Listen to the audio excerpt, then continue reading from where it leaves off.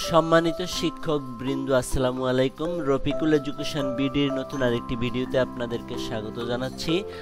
তো প্রিয় শিক্ষক বৃন্দ, আজকে যেই বিষয়টা নিয়ে চলে আসলাম সেটা হলো এমপিওভুক্ত শিক্ষক কর্মচারীদের আগস্ট মাসের বেতনের প্রস্তাব মন্ত্রণালয়ে। সে বিষয়ে আমি আপনাদেরকে কিছু একটা খুশির খবর দেওয়ার জন্য চলে আসলাম। তো আগস্ট মাসের বেতন অনেকেই খুঁজতেছিলেন যে আগস্ট মাসের বেতন কবে পাবো না পাবো। তো আমি এই সংবাদটি দৈনিক শিক্ষার এই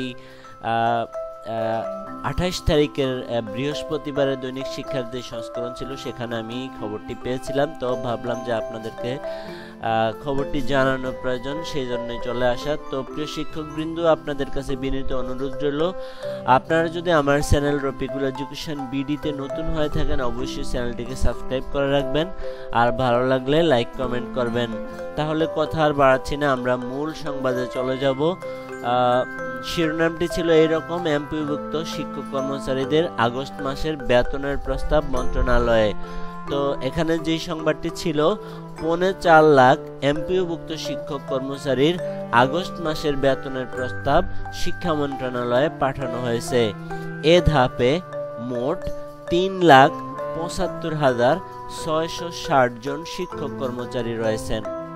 এর মধ্যে স্কুলের 2,79,200 জন ও কলেজের 86,460 জন শিক্ষক কর্মচারী রয়েছেন। বৃহস্পতিবার মানে 28 তারিখ 28/8 বৃহস্পতিবার শিক্ষা মন্ত্রণালয়ের একাধিক সূত্র দৈনিক শিক্ষা.com-কে এ তথ্য নিশ্চিত করেছেন। মন্ত্রণালয় সূত্রে জানা গেছে 19,750টি বেসরকারি শিক্ষা প্রতিষ্ঠানে, স্কুলের হলো 17,159 ও কলেজের হলো 2,591, মোট 3,75,660 জন এমপিওভুক্ত শিক্ষক কর্মচারী কর্মরত রয়েছেন।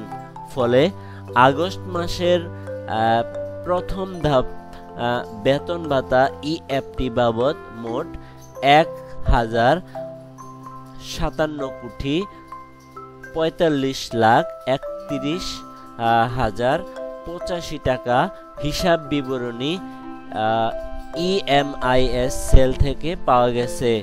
এর মধ্যে রয়েছে মূল বেতন, বাড়ি ভাড়া, চিকিৎসা ভাতা, বিশেষ সুবিধা। এর আগে গত 20 আগস্ট এমপিওভুক্ত শিক্ষক কর্মচারীদের বেতনের টাকা ইলেকট্রনিক ফান্ড ট্রান্সফার ইএফটির মাধ্যমে পাঠানোর জন্য আগামী 23 আগস্টের মধ্যে এ মাসের বিল অনলাইনে সাবমিট করতে প্রতিষ্ঠান প্রদানের নির্দেশ দেওয়া হয়েছিল। একই সঙ্গে উদ্দেশ্য প্রণোদিতভাবে ভুল তথ্য দেওয়ার কারণে কোনো শিক্ষক কর্মচারীর এমপিওর টাকা ইএফটিতে পাঠানো না হলে তার দায়ভার শিক্ষা প্রতিষ্ঠান প্রধানদের উপর বর্তাবে বলে জানানো হয়েছে।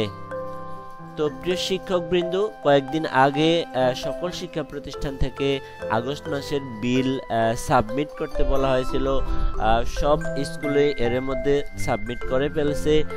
কোনো শিক্ষা প্রতিষ্ঠান যদি কোনো শিক্ষকের বেতনের আংশিক অথবা কম বেশি পাঠিয়ে থাকেন তাহলে সেরকমই যেরকম পাঠান সেরকম বেতন আসবে।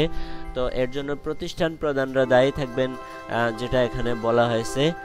তো প্রিয় শিক্ষকবৃন্দ, এই ছিল আমার কাছে আপডেট আগস্ট মাসের বেতনের আপডেট খবরাখবর। তারপরও যদি আরও কোনো আপডেট খবরাখবর পেয়ে থাকি অবশ্যই আপনাদেরকে জানিয়ে দিব।